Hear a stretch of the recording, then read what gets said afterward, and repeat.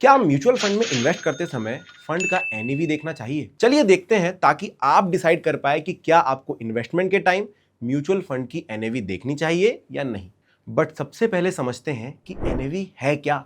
What is NAV? Net asset value और NAV is the unit price of a mutual fund. जैसे कि किसी भी कंपनी के एक शेयर की वैल्यू को शेयर प्राइस बोलते हैं, वैसे ही म्यूचुअल फंड के सिंगल यूनिट के प्राइस को एनएवी बोलते हैं। एनएवी का फॉर्मूला है total asset minus total liabilities divided by total units issued. Assume करिए कि एक फंड है जिसमें 50 करोड़ रुपए इक्विटी में इन्वेस्ट कर रखा है, 30 करोड़ रुपए डेट में इन्वेस्ट कर रखा है और 10 करोड़ कैश में है। इस फंड का टोटल एसेट हो गया 90 करोड़ रुपए। लेट्स अज्यूम कि फंड के एक्सपेंसेस 5 करोड़ रुपए हैं और कुछ अदर एक्सपेंसेस है जो कि 3 करोड़ आते हैं। Total liability comes to 8 crore रुपए।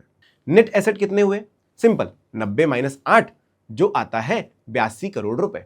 अगर इस फंड ने 10 करोड़ यूनिट इशू की है तो एनएवी होगी 82 crore divided by 10 crore which is 8.2 rupees. अब आते हैं इंपॉर्टेंट क्वेश्चन पर, comparing low versus high NAV. Lower NAV does not mean कि म्यूचुअल फंड सस्ता है या कंपैरेटिवली बेटर है दूसरे फंड से। मोस्टली जब कोई नया इक्विटी फंड लॉन्च होता है तो उसका बेस प्राइस 10 रुपए पर सेट किया जाता है। अज्यूम करिए कि दो सिमिलर फंड साथ में लॉन्च होते हैं विद एनएवी एट 10 रुपए, फंड ए और फंड बी।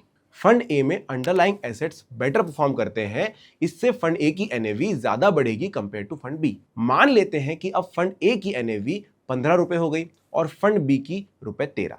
सो एनएवी की वैल्यू डिपेंड करती है परफॉर्मेंस ऑफ अंडरलाइंग एसेट्स पर। अगर एसेट्स अच्छी तरह परफॉर्म करते हैं तो एनएवी बढ़ सकती है और अगर परफॉर्मेंस एवरेज या लो होती है तो एनएवी उतनी तेजी से नहीं बढ़ेगी। Why not to focus solely on NAV? NAV पर फोकस करने से आपको एक्चुअल में कुछ पता चलता है या नहीं? NAV पर फोकस करने से आपको एक्चुअल में कुछ पता नहीं चलता है। एक और तरीके से समझते हैं, अगर हम आपको बताएं कि एक कंपनी के शेयर की वैल्यू 1300 रुपए है तो आप इससे क्या समझ सकते? कुछ नहीं।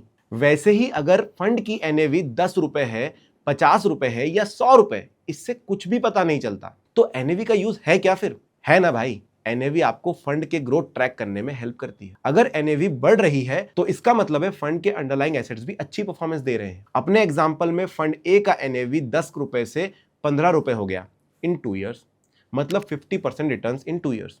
वहीं फंड बी का एनएवी 10 रुपए से 13 रुपए हो गया जो कि सेम ड्यूरेशन में 30% रिटर्न दे रहा है। अब आप इजीली डिसाइड कर सकते हैं कि फंड ए बेटर परफॉर्म कर रहा है as compare to fund B based on the returns provided in the same time frame.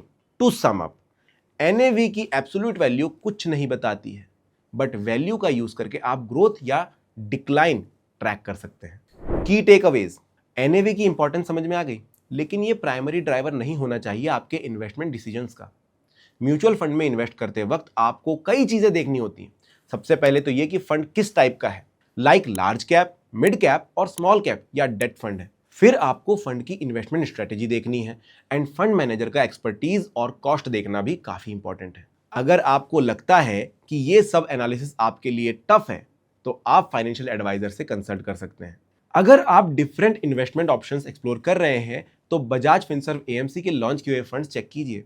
ये फंड्स इन्वेस्टर्स की डिफरेंट नीड्स को माइंड में रखकर लॉन्च किए गए हैं and it provides you professional management with risk mitigation. Comment में बताइए कि क्या आप इस वीडियो से पहले म्यूचुअल फंड की एनएवी की वैल्यूज देखकर इन्वेस्ट कर रहे थे।